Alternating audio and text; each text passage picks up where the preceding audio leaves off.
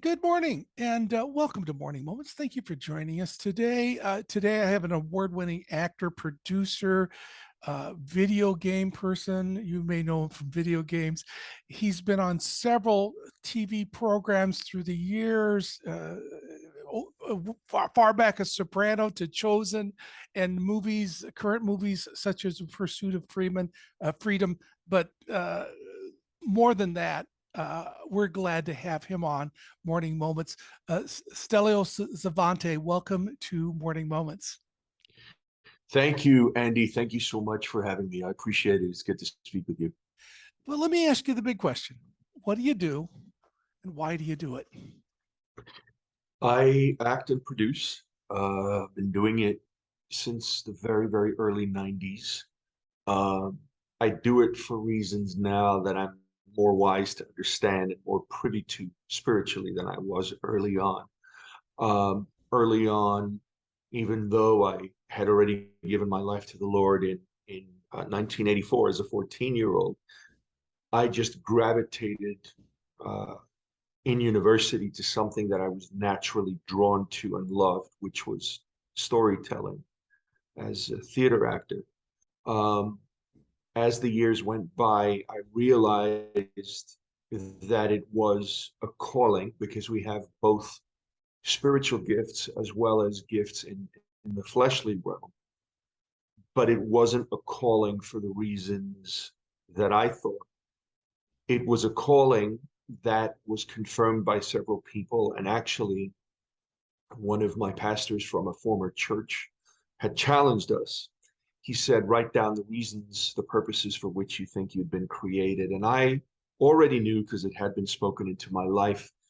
Um, the first and obvious was to be a husband and a um, a father to my child in terms of being the spiritual leader and the responsibility that comes with both of those, but also to be able to share of who he is by reaching places that the traditional church cannot, not just in the form of character to audience, not just in the form of performer to consumer, but in the form of personal relationships on set with um, folks that are 60 foot tall, folks that are household names, folks that are behind camera that no one knows, that are drawn to something in me, whether it might be perceived as my talent, whether it might be perceived as something I'm doing that they're drawn to. It's really the goodness in me, which is the Lord, because everything that is good that is in my life is because of Jesus. Um, and that he would use me in those relationships. Um, that would be my ministry, and it's not in a preachy, blatant, or largely dramatic manner. It's on a very personal, quiet, private level. But without failure, I could look back at projects over the last 30 years of people that have become lifelong friends, people who are struggling with addiction, people who have gone through divorce, people who are yearning to learn more about the Lord. Um, and now I realize and have stepped into having greater discernment with the projects that I take because I've made horrible decisions over the course of my career, taking projects for money reasons, location reasons, wanting to work with certain people, as opposed to, Father, did this come from you? Take me to where you know I'm needed, where you're needed. Give me a relationship. Just show me. And that's ironically, and I'll wrap up with this. That's ironically how Pursuit of Freedom came to me. I was not represented by it. In fact, my wife and daughter and I were on the way to Yellowstone. We needed to get away. And I had said to my wife and daughter, I promise no business calls. And this is just us. And we took driving shifts because it takes a few days to get there. And you want to enjoy the gorgeous landscape. You want to see the difference of the geography and the locals and understand what makes life different in Idaho, then Utah, then California. And I've been to about 47 states. So I enjoy it. I love this country. I'm an immigrant. And my phone rings. I'm in the back seat. I've been sleeping because we take driving shifts. And the voice on the other side says, "Hey, Stelio, this is so and so. I know I don't represent you, but I have an offer for you. What's your rate?" And I was half asleep and I didn't recognize the voice. And I said, "I'm sorry, but who is this again?"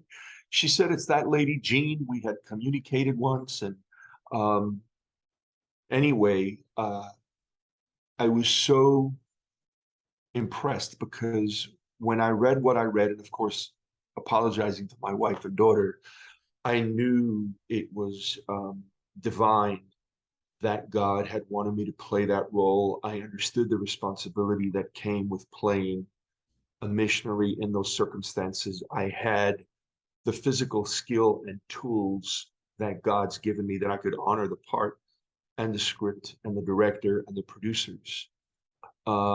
So that is what my calling is, and it's how I'm able to reach people that the traditional church cannot, not dissimilar from what the Chosen has done.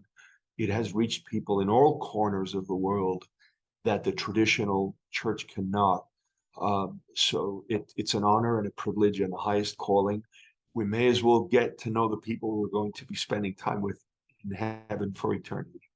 Absolutely. Yes. I was thinking when you were talking about being a storyteller. Jesus was probably the greatest storyteller of all times. He'd reach down and Yes. grab a handful of seeds and say, "Let me tell you about these seeds." And it's within the story people are engaged in becoming a relationship. And sometimes the church people will not be engaged in the sermon, but they'll be engaged in the story, which leads them to a pursuit of what God has for them.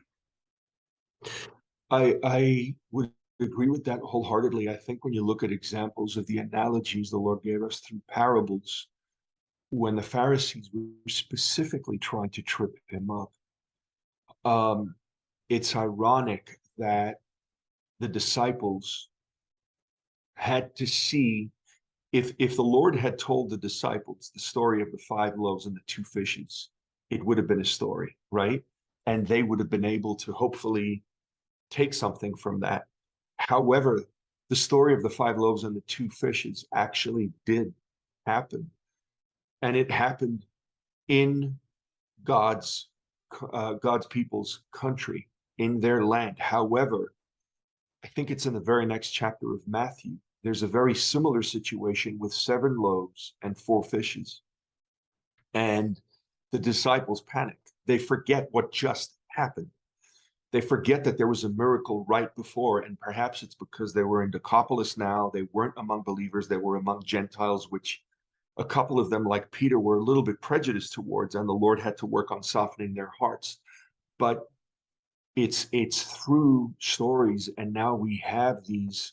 To me, they're not stories; they're history, his story of um, creation and his purpose through the Holy Spirit in the form of these men who wrote out what has happened to the Lord. And what is fascinating about it is when you go to the Holy Land and you see it then and there, you see Nehemiah's rubble. Um, I'll never forget, I was originally reached out to by Dallas Jenkins of The Chosen to play a completely different role on the series. But as the schedule would have it, it was raining in Texas, and I was committed to do a project called Infidel with Jim Caviezel in the Middle East, which we shot in Jordan. So it kept raining, and then my contract kicked in. I had to fly. Dallas said, "Don't worry, we'll find something else." On our time in the Middle East, we went to visit the Holy Land. We also spent a lot of time looking at the biblical historical locations, one of which is Mount Nebo. It is where Moses is buried. And when you see Mount Nebo and you're at the top of where he's buried, you see the entire Holy Land. And you see how Jordan is mostly rocky. And as you look out into the horizon, it becomes more lush and green, and there's tremendous infrastructure. And that is the Holy Land. That is where Moses' people went. He was allowed to see it, not allowed to go there. There's the pole and the serpent that is there in real life. We have pictures of it. One of the pictures that we took, there's a shadow with the sun that's hitting it, and it actually shows an angel's wings. Anyway, I shoot that film. I come back to the States. I hear from Dallas next couple of episodes of The Chosen. He says, I have a role I want you to read. I don't want you to say no. I'm not going to tell you what it is, but it's very iconic. Read it. Sure enough, it's Moses. Sure enough, the scene is the scene where he's talking about the serpent and the pole. And I've just come from the Holy Land having perspective of exactly that. That story in perspective in a contemporary world based on something that is truth. So there isn't enough that can be said, and he was and still is the greatest storyteller, because in heaven, your story, the story of Andy Kirk and Moments with Christ, is being told. My story, the Stelio, the book of Los Angeles, the book of where I live, still being written, because God never stops creating. He uses people to do that. And it's wonderful because we've been given free will. Coming to know the Lord is an affair of the heart, excuse me. And it's through telling stories and the Lord letting people know he's there for them and using things for his greater glory, even when they don't know them, that slowly but surely people figure it out. And of course, not everybody accepts him. We know that from his word. In fact, his word goes so far as to say that only of those of us that do accept who he is even have the right to be called his children. But my grandmother, I mean, she gave her life to the Lord in her late 70s, got baptized. So he works in your heart. You look at the penitent thief on the cross. He was not a good man. He was a very bad man, had probably killed people, but it was in that last minute he chose to believe, and the Lord forgave him like that. Stella, thank you so much for sharing what's on your heart today.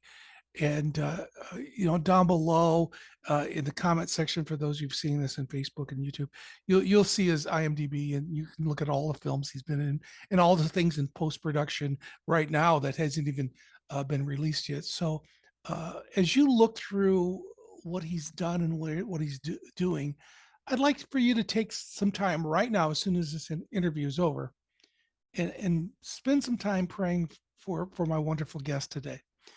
Stelio needs your prayers, folks, and you need the practice. So pray that God would bless him and use him and continue to put him in the right place at the right time. Thank you so much for sharing your heart today. Thank you. Thank you for that wonderful request for prayer. It's by far the most powerful and intimate weapon and form of dialogue that we have, is the ability to speak with our creator, which still defies logic to me. It's a wonderful thing. So thank you. Thank you for having me. Thank you. Pass this interview on to other folks, people, please. And if you would, keep coming back for some more morning moments.